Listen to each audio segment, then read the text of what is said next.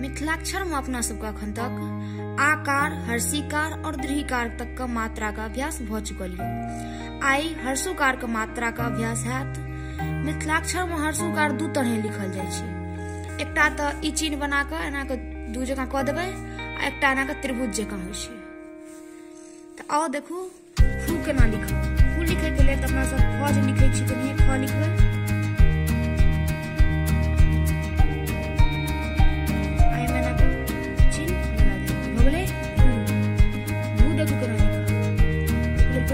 लिखलिए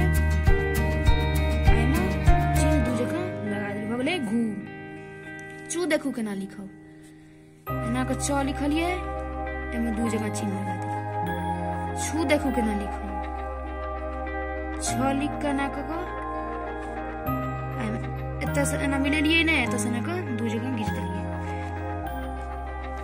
ठू देखू केना लिखब।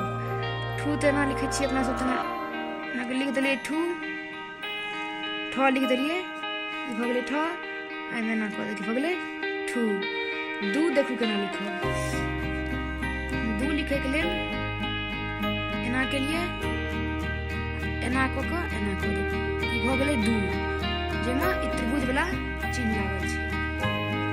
और नू देखू केना लिखब।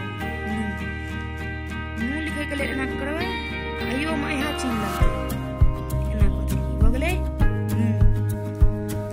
एक बाद थू देखू केना लिखब। एना के थ लिखै छियै मतलब थ लिख देलिए, एमे ई चिन्ह लागि गेलै। बू देखू केना लिखब। ब तो नाम सब एना लिखै छियै, एना क के एत अर्धचांद द दै छियै, ई होय छै ब। लेकिन जखन ब हर्षोकार होय छै त मतलब आकृति परिवर्तन भ जाइ छै, एना भ जाइ छै जेना च लिखै छियै चांद भगले बू। बू देखू केना लिखब। भगले भू। भू जे छै से इहो तरह से लिख सकै छी, दुनू तरह लिखल जाइ छै। इहो चिन्ह लगा के आप देखू कुछ शब्द देख लिया केना लिखब। जेना खुरपी लिखबै, एक लेल एना ख लिखलिए र दीर्घिकार भ गेलै खुरपी। घूमब देखू केना लिखब।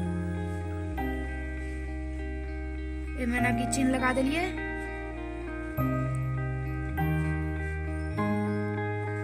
घूमब। बाबू देखू केना लिखब। ई भ गेलै ब आकार। आ ब हर्षोकार जे लिखबै ओमे आकृति परिवर्तन भ जेतै, एना के च जकां बाबू। पू देखू केना लिखब। एमे एतै से एना क देबै भ गेलै पू। अब लू देखू केना लिखब। लू लिखे के लेल पहिने एना क ल, एतै से एकरा एना क के से मिला देबै भ गेलै लू। अब तालम स हर्षोकार देखू केना लिखब।